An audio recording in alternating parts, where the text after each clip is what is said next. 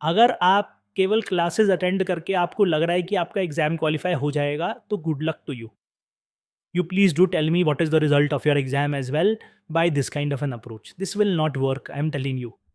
You need to work hard, you need to be consistent. And ideally by this time, because आपकी classes begin हुए काफ़ी समय हो गया ना, I think they began in what, December end? So it's been what, 5 months? Ideally you should have covered the syllabus on your own by now. आपको ये सब चीज़ें पता होनी चाहिए थी, बेसिक्स आपको एटलीस्ट अपने आप से ये सब कवर कर लेना चाहिए था। And classes should have been more of an exercise where you should have learned more things and where you should have clarified your concepts. अगर ये आप नहीं कर रहे हैं तो कोई जिम्मेदार नहीं होगा इसके लिए, केवल आप ही जिम्मेदार होंगे। और मैं आपको पहले भी बता चुका हूँ दैट अल्टीमेटली रिजल्ट सक्सेस हो या फेलियर हो, देखिए कोचिंग इंस्टीट्यूट आपकी फ़ोटो छाप देगा इररिस्पेक्टिव ऑफ कि उन्होंने आपके सक्सेस में या फेलियर में कंट्रीब्यूट किया है, क्योंकि उनको तो फ़ोटो छापने से मतलब है और नोट बनाने से मतलब है। सिंपल सी बात है, देखिए बिज़नेस है ना, इंडस्ट्री है, ठीक है? कोचिंग इंस्टीट्यूट को कोई फ़र्क नहीं पड़ता। पर सक्सेस और फेलियर जो है ना वो आप ही का है। This is going to impact you only. It is not going to impact anyone else. And see, I have already told you so many times, chances are none of you will get selected. Chances are that only. Why? Because that's how the exam is. That's how the figures are loaded. That 99.99% of you will fail this exam. अगर आपको उस 0.01% में आना है तो पहले कम से कम अपने आप को एक चांस तो दीजिए, मेहनत तो कीजिए। If you are not going to, if you are not willing to work hard, I can't do much. I am being very honest, मैं ज़्यादा कुछ कर नहीं सकता, है ना? मैं आपको आप क्योंकि अभी ऐसा लगता है आप लोगों को कि बहुत समय है। आप उन लोगों से पूछिए जो एग्ज़ाम दे रहे हैं इस साल। अब उनकी मेल्स, मैसेजेस सब तरीके की 50 तरीके की चीज़ें आनी शुरू हो गई हैं। सर हमें एंग्ज़ायटी हो रही है, घबराहट हो रही है। अब मेरे को खूब मेल्स आ रहे हैं और मेरे को पता है अभी 1 महीना बचा है, अगले 15 दिन में तो और आएगा ये। सबकी वही सेम परेशानी, क्योंकि आपने पहले मेहनत करी नहीं तो अब एंग्ज़ायटी होगी, अब क्या हो सकता है? क्योंकि आपको अपनी तैयारी पे कॉन्फिडेंस है नहीं, आपने मेहनत करी नहीं, you haven't worked hard and now you are expecting some miracle to happen. और फिर आप अश्योरेंस के लिए टीचर के पास आ रहे हो कि आप बता लीजिए सर, सर ठीक तो है हमारी तैयारी। मैं कैसे बता दूंगा आपकी तैयारी ठीक है कि नहीं है? How do I get to know that? और मेरे पास इतना टाइम नहीं है कि मैं आपकी की ये एंग्जाइटीज़ और ये जो डर हैं, फियर्स हैं, इनको एड्रेस करता फिरूँ, जब आपने खुद मेहनत नहीं करी। तो मैं बहुत सारे स्टूडेंट्स को मैं साफ-साफ बोल देता हूँ, अब मैं क्या करूँ? What can I do at this point of time? जो करना है आप देखिएगा। आपने 1 साल का समय बर्बाद किया। You wasted 1 year, you whiled it away by enjoying it and now you are coming to me and asking, so you be responsible to yourselves. See देखिए, कुछ बुरा नहीं है, अगर आपने 1 साल मज़े किए हैं वो भी बहुत अच्छी बात है, कोई दिक्कत नहीं है। बट फिर उसके लिए इतना गम क्यों हो रहा है आपको? Why are you feeling so guilty about it? Why are you feeling so bad about it?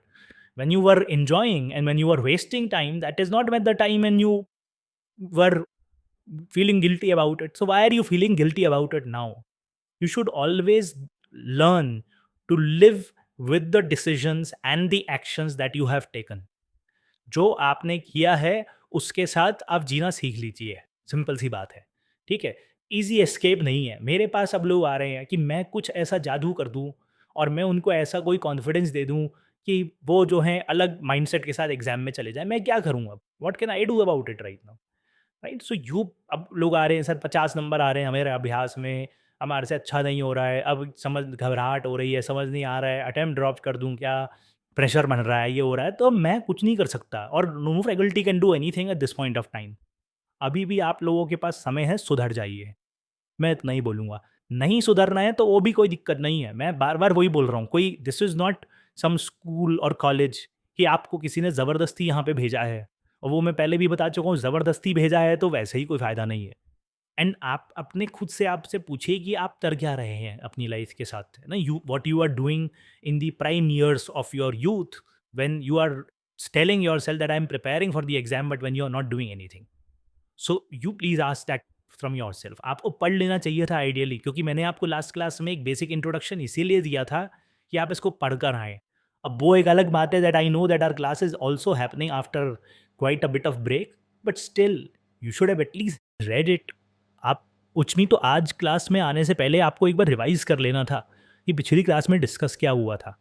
आप अपनी बात छोड़िए, मैं आपकी क्लास में आता हूँ ना, तो मैं कम से कम नहीं तो आई स्पेंड 15-20 मिनट्स टू सी कि अच्छा क्या पढ़ाया था पिछली क्लास में, नेक्स्ट बैच में क्या पढ़ाना है, एंड नेक्स्ट क्लास में क्या पढ़ाना है, एंड ऑल ऑफ दैट। अगर मैं इतना एफर्ट कर सकता हूँ, मेरे को तो आप ना रात के 4 बजे भी उठा के बोलोगे ना, सर आर्टिकल 21 एक्सप्लेन कर दो, मैं कर दूँगा, मैं नींद में भी एक्सप्लेन कर दूँगा। ठीक है? मेरा तो वो कंट्रोल है कॉन्स्टिट्यूशन के ऊपर, आपका नहीं है। तो आपको तो ज़्यादा वरीड होना चाहिए कि हम क्लास में आ रहे हैं, तो हम ऐसे ही एकदम जो है बिल्कुल ब्लैंक फेस ना बैठ जाएँ, without any clue and without any idea कि कौन-सा टॉपिक होगा। ओह! अच्छा आर्टिकल 21 पे हैं हम आज, है ना? I can see this on your faces. Please ask yourself what you are doing if you are not preparing properly for this exam, because you are simply wasting your own time. देखिए, बार-बार मैं वही बोलता हूँ, parents की तो जो ज़िंदगी है, वो बहुत सारे स्टूडेंट मेरे को आके बोलते हैं, नहीं सर मेरे को पेरेंट्स के लिए यूज़ करना है। अबे तू क्या करेगा पेरेंट्स के लिए? Parents have sent you here, parents have done whatever they want to do in their life. तुम क्या सुधारोगे उनकी लाइफ? तुम पहले अपनी लाइफ सुधार लो, है ना? Focus on your own life, focus on what you can do for yourself. Parents will take care of themselves, relatives will take care of themselves. आप इतने बड़े नहीं हुए कि अब आप उनकी लाइफ सुधारेंगे। पहले आप अपनी तो सुधार लीजिए, जो बिगड़ रही है उसको तो सुधार लो, तुम दूसरे की सुधारने चले हो। So my only suggestion to you will be, please get a bit sincere about this exam. ये एग्ज़ाम ऐसी पटकनी देगा ना उठा के आपको, कि ज़िंदगी भर याद रखेंगे आप। क्योंकि इसमें जब फेलियर आता है ना, प्रीलिम्स नहीं, जब क्वालीफाई होता है, जब कंट्रोल एफ दबाते हो पीडीएफ के ऊपर और टन घंटी बजती है, ठीक है? तब पता चलता है कि ये क्या हो गया। देयर इज़ अंधकार आ जाता है आँखों के सामने, है ना? And there is an absolute blank. अब मुझसे पूछोगे मुझे कैसे ऐसा फ़ील हुआ? First attempt when I gave the exam, prelims का रिज़ल्ट आया, I check the result, somehow पता नहीं वो मैंने कंट्रोल एफ किया, कुछ हुआ, वो टन बजा, and I did not find my roll number there. I got, मेरे को अचानक से पूरा जो है ना, मतलब पिछला 1 साल मेरे दिमाग के सामने आ गया कि यार ये क्या कर डाला, and what happened, what mistake did I make. वो तो फाइनली मैंने अगेन फिर मैन्युअली सर्च किया तो मिल गया रोल नंबर ना। The point I am trying to make is that that one moment is enough to give you a reality check, and believe me, then it is 1 year of grind again। 1 साल फिर पूरा लगेगा, पूरी 1 साल की cycle लगेगी साहब। और फिर उसके बाद आप प्रीलिम्स क्वालिफाई कर लिए, मेंस चले गए, फिर मेंस के बाद क्वालिफाई नहीं हुआ, इंटरव्यू तक गए, फिर वो पूरी cycle. It is not easy. जितना आसान आपको लगता है उतना आसान है नहीं, है ना? ये सोशल मीडिया ने आपको ऐसा बिलीव करवा लिया होगा कि ये तो बहुत आसान है, हर कोई प्रिपेयर कर रहा है, देखो इसको भी देखो उसको भी देखो। But it does not work like that. I am telling you, you need to work hard, and there is no substitute to working hard when it comes to this exam. Absolutely none. Working hard will only give you a chance. Whether you will qualify or not is still not dependent on that. But if you don't work hard, you are definitely not giving yourself any chance to qualify this exam. That I can tell you for sure. 101%. There are many candidates, those who, despite working really hard, do not make the list. But if you don't work hard, you will definitely not feature anywhere close to the final merit list. Forget about final merit list, you will not make it to the mains exam also. If this is the attitude that you behave with. So please pull up your socks. This is still not, अभी भी बहुत ज़्यादा time नहीं निकला है। आप लोगों के पास समय है, मैंने आपको बोला था कि आपके पास फर्स्ट मूवर्स एडवांटेज है। You have an early advantage. आप लोग जल्दी बिगिन किए हैं, please don't waste that opportunity, है ना? आप लोगों ने ज़्यादा समय भी लगाया है, 6 महीने एक्स्ट्रा लगाए हैं आप लोगों ने इस एग्ज़ाम की तैयारी के लिए। ये बात ध्यान रखिएगा। उसकी कॉस्ट है, अपॉर्च्युनिटी है उसकी एक। आज से 3 साल, 5 साल बाद उसकी अपॉर्च्युनिटी कॉस्ट पता चलेगी आपको। जब वो 6 महीने कम एक्सपीरियंस होगा आपके सीवी के ऊपर। जब वो 6 महीने के अंदर आप एक x amount of money earn कर सकते थे, एक x amount of experience earn कर सकते थे, एक x amount of learning gain कर सकते थे, आपने वो 6 महीने वेस्ट कर दिए होंगे। That is when you will realise it. अभी नहीं रियलाइज़ होगा। At this point of time it's very difficult to understand what is happening. It's only when you get closer to the exam, it's only when you actually face failure in the exam, which, believe me, 99.99% of you are going to fail. Chances are that only. सो मैं डरा नहीं रहा हूँ, मैं simply आपको reality बता रहा हूँ।